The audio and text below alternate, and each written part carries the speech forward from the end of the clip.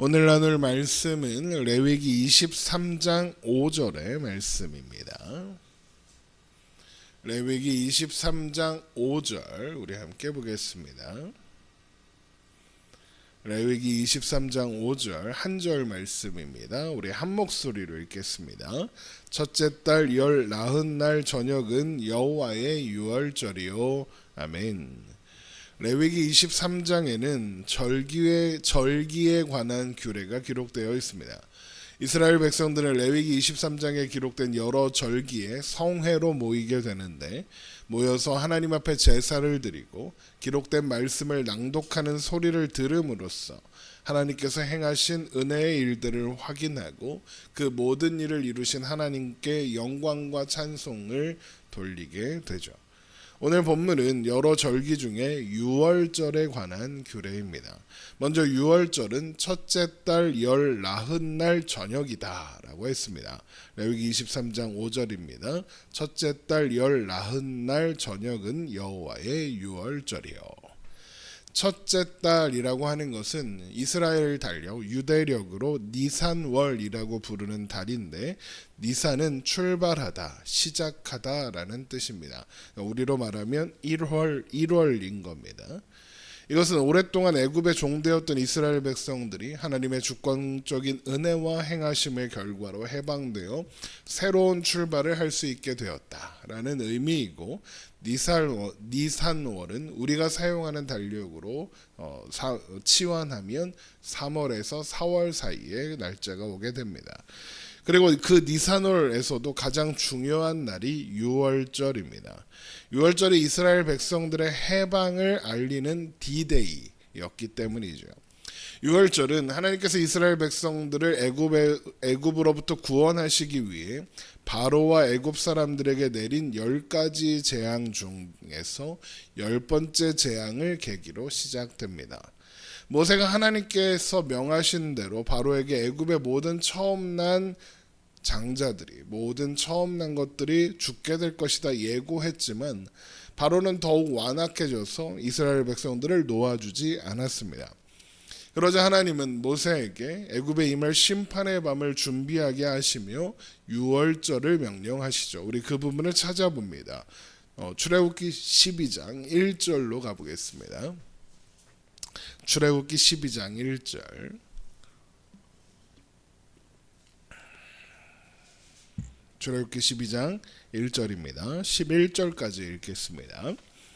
여호와께서 애굽 땅에서 모세와 아론에게 일러 말씀하시되 이 달을 너희에게 달의 시작 곧 해의 첫 달이 되게 하고 너희는 이스라엘 온 회중에게 말하여 이르라 이 달 열흘에 너희가 각자 어린 양을 잡을지니 각 가족대로 그 식구를 위하여 어린 양을 취하되 그 어린 양에 대하여 식구가 너무 적으면 그 집의 이웃과 함께 사람 수를 따라서 하나를 잡고 각 사람이 먹을 수 있는 분량에 따라서 너희 어린 양을 계산할 것이며 너희 어린 양은 흠없고 1년 된 수컷으로 하되 양이나 염소 중에서 취하고 이달 열 나흔 날까지 간직하였다가 해질 때에 이스라엘 회중이 그 양을 잡고 그 피를 양을 먹을 집 좌우 문설주와 임방에 바르고 그 밤에 그 고기를 불에 구워 무교병과 쓴 나물과 아울러 먹되 날 것으로나 물에 삶아서 먹지 말고 머리와 다리와 내장을 다 불에 구워 먹고 아침까지 남겨두지 말며 아침까지 남은 것은 곧 불사르라. 너희는 그것을 이렇게 먹을지니 허리에 띠를 띠고 발에 신을 신고 손에 지팡이를 잡고 급히 먹으라. 이것이 여호와의 유월절이니라. 입니다. 그 밤에 이스라엘 백성들은 어린 양을 잡아 그 피를 문설주와 임방에 바르고 그 고기를 불에 구워 무교병과 쓴 나물과 함께 먹되 허리에 띠를 띠고 발에 신을 신고 손에 지팡이를 잡고 급히 먹어라 그럽니다. 무교병은 애굽에서 떠나기 전 급히 먹을 것을 만드느냐 제대로 준비할 수 없었던 상황을, 또 쓴 나물은 애굽에서 보낸 고통스러운 세월을, 또 허리에 띠고 발에 신을 신고 하는 것은, 또 손에 지팡이를 잡는 것은 곧 떠날 것이므로 식사를 마치자마자 달려나갈 것처럼 준비하는 그런 모습을 보여주고 있는 겁니다. 또한 여기에는 이때 먹는 음식들에는 어린 양의 고기를 굽는 것, 또 무교병, 또 쓴 나물 이런 것들은 인간의 인위적인 요리의 과정이 거치지 않는다.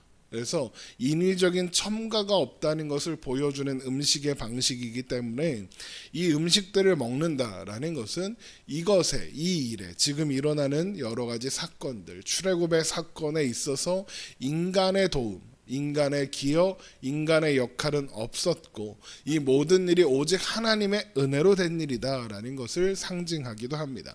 그 이야기는 내일 무교절에 대해서 살펴볼 때 더 자세히 살펴볼 예정입니다.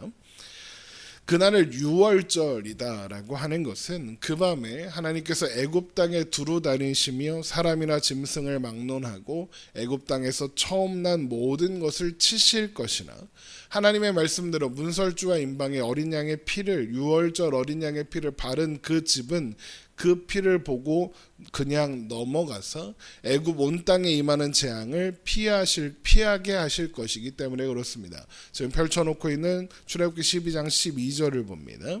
내가 그 밤에 애굽 땅에 두루 다니며 사람이나 짐승을 막론하고 애굽 땅에 있는 모든 처음 난 것을 다 치고 애굽의 모든 신을 내가 심판하리라. 나는 여호와라. 내가 애굽 땅을 칠 때에 그 피가 너희가 사는 집에 있어서 너희를 위하여 표적이 될지라. 내가 피를 볼 때에 너희를 넘어가니니 재앙이 너희에게 내려 멸하지 아니하리라. 그래서 그날이 넘어가다 넘을 월을 써서 유월절이라고 부르는 겁니다. 영어로는 The Lord's Passover입니다. 하나님이 주님이 넘어가셨다. 패스오버 하셨다. 하나님이 넘어가신 날이다라는 겁니다.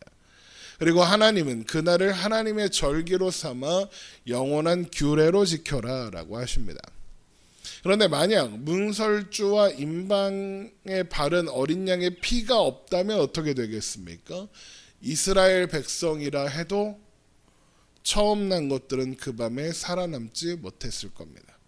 그러므로 이스라엘 백성들에게 10번째 재앙이 임하지 않고 넘어간 것은 그들이 이스라엘 백성이라는 출신을 갖고 있기 때문이 아니라 문설주에 바른 피 때문이다.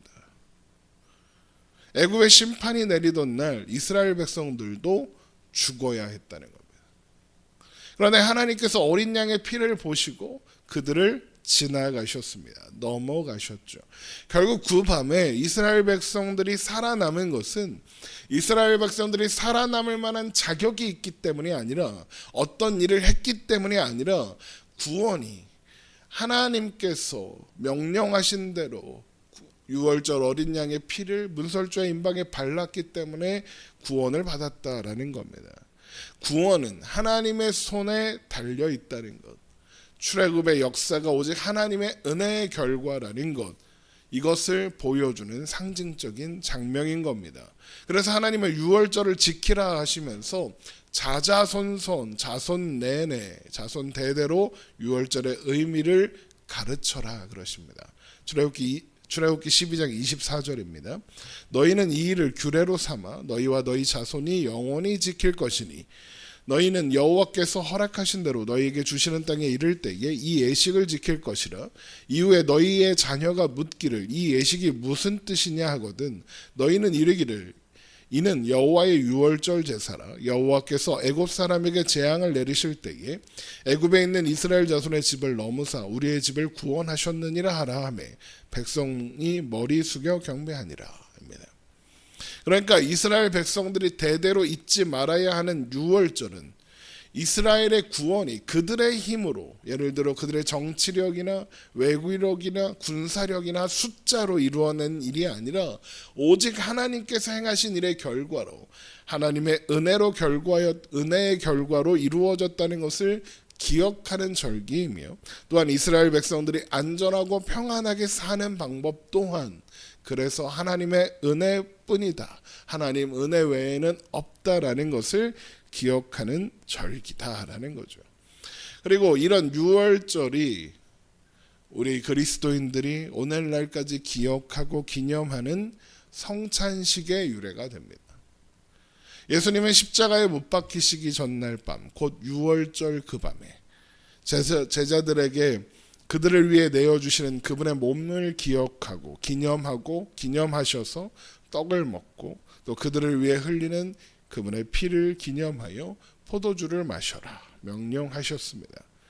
우리는 떡과 포도주를 마심으로써 예수님께서 우리를 위한 유월절 어린 양으로서 십자가에 피 흘려 주셨음을 기억하고 기념하게 되는 겁니다.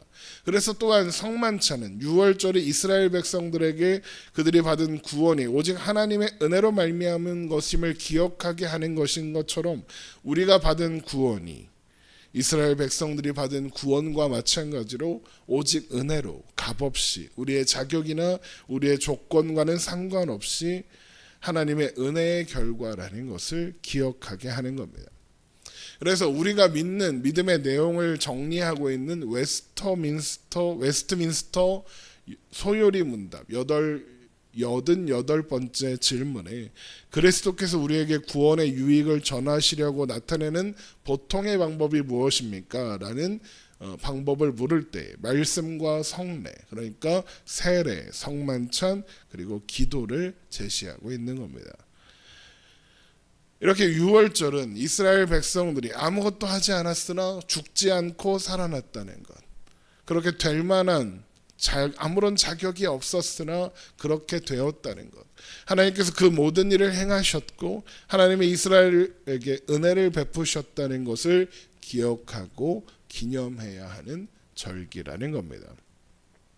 그러니까 하나님은 어떤 종교 예식이나 종교적인 기념일, 종교적인 의례를 제정하신 것이 아니다라는 겁니다. 하나님께서 자기 백성들에게 베푸신 은혜가 얼마나 크고 놀라우신가를 가르치는 방법으로, 배우는 방법으로 유월절을 주신 겁니다. 그래서 또한 유월절에 성회로 모여 그것을 묵상하고 생각하고 기념해야 하는 거죠. 하나님이 원하시는 것은 하나님을 알고 하나님의 말씀대로 되는 것을 알아, 하나님을 경외하며 하나님의 말씀을 따라 살아가는 것, 그리고 그 안에서 기뻐하며 만족하며 감격함으로 감사함으로 오늘을 살아가는 것이죠. 이것이 유월절을 통해서 확인해야 하는 내용이며 그것이 우리가 받은 구원의 의미인 겁니다. 기도하겠습니다.